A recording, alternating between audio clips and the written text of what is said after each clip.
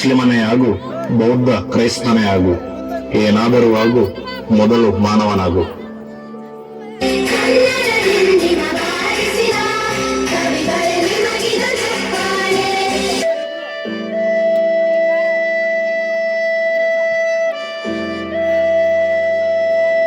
ನಾನ್ ರೈತ ಆದ್ಮೇಲೆ ಸರ್ಕಾರದಲ್ಲಿ ಉಚಿತ ಕೊಡೋ ಅಕ್ಕಿ, ರಾಗಿ, ಗೋಧಿ, ಸಕ್ಕರೆ ಯಾವ್ದನ್ನು ತಗೊಳ್ದೆ ನಾನೇ ಬೆಳೆದು ದೇಶ ಕೊಡ್ತೀನಿ. ನಾನ್ ದೊಡ್ಡವನಾದ್ಮೇಲೆ ಮಿಲಿಟರಿಗೆ ಸೇರ್ತೀನಿ. ನಿನ್ ದೇಶ ಕಾಯ್ತೀಯ, ನಾನ್ ಭೂಮಿ ಕಾಯ್ತೀನಿ.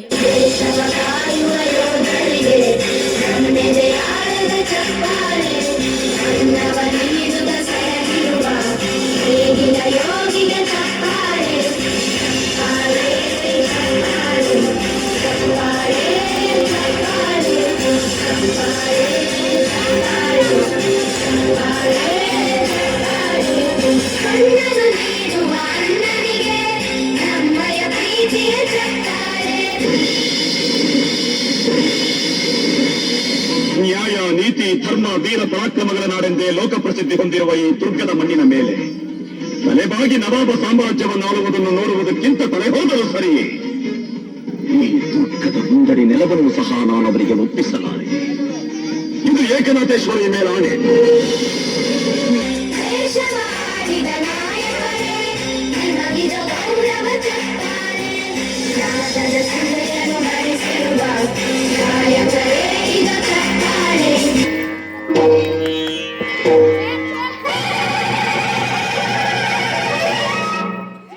ತಾಯಿ, ತಮ್ಮ ಭೇಟಿಗಾಗಿ ಠಾಕರೆ ಸಾಹೇಬರು ಬಂದಿದ್ದಾರೆ. ಯಾವ ವಿಷಯಕ್ಕಾಗಿ? ಮನ್ರೋ ಒಪ್ಪಂದದ ವಿಷಯ ತಮ್ಮೊಡನೆ ಚರ್ಚಿಸಬೇಕಂತ. ಕರೆದುಕೊಂಡು ಬನ್ನಿ. ಆಗಲಿ ತಾಯಿ.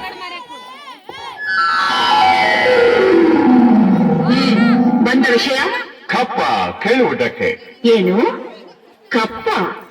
ಹೌದು, ಮಾಂಡ್ರೋ ಸಾಹೇಬರ ಒಪ್ಪಂದದ ಪ್ರಕಾರ ನೀವು ಕೊಡಲೇಬೇಕು. ಕಬ್ಬು ತಿನ್ನುವುದಕ್ಕೆ ಬಿಟ್ಟ ತಪ್ಪಿಗೆ ಕೂಲಿಯನ್ನು ಬೇರೆ ಕೊಡಬೇಕೇನು? ಮೋಡ ಮಳೆ ಸುರಿಸುತ್ತದೆ, ಭೂಮಿ ಬೆಳೆ ಬೆಳೆಯುತ್ತದೆ, ನಿಮಗೆ ಯಾಕೆ ಕೊಡಬೇಕು ಕಪ್ಪ? ಎಂತ ಕಷ್ಟದಲ್ಲೂ ಇಷ್ಟೊಂದು ದಪ್ಪವೇ? ಅದು ಕನ್ನಡಿಗರ ಹುಟ್ಟುಗುಣ. ನಿನಗೆ ಜೀವದಾನ ಮಾಡಿದ್ದೇನೆ. ಚಂದಮ್ಮ, ನೀನು ಚಿರಮಂದಿರ ಮೇಲೆ ಕುಳಿತು ಬೆಂಕಿ ಹಿಡಿದು ಮಾತಾಡುತ್ತೀಯ. ಮುಚ್ಚು ಬಾಯ್. ತಾಯಿ ಆಸ್ಥಾನಕ್ಕೆ ಬಂದು ತಾಯಿಗೆ ಎಚ್ಚರ ನೀಡಷ್ಟು ಸತ್ಯಾನ ನಿನ್ಗ. ಇಲ್ಲಿ ಕಟ್ಟಳೆ ಮಾಡೋ ಅಧಿಕಾರ ಇರೋದು ನಮಗ, ನಿಮಗಲ್ಲ. ಕನ್ನಡಿಗರ ಮಾನಾಭಿಮಾನ ನಿನ್ನಂತ ಕಜ್ಜಿನಾಗೆ ಗೊತ್ತೈತಿ. ಇದು ಕೆಚ್ಚದ ಕಲಿಗಳ ಬೀಳೈತಿ. ಅಂಜಿಕೆ ಮುದರಿದಿರ ನಾಡೈತಿ. ಕಿತ್ತೂರು ದೇಶಾಭಿಮಾನ ಸ್ವಾಭಿಮಾನದ ಗೂಡೈತಿ. ಇಂಥ ನಾಡ್ಗ ನೀನು ಜೀವ ಭಯ ತೋರಿಸ್ತಿ.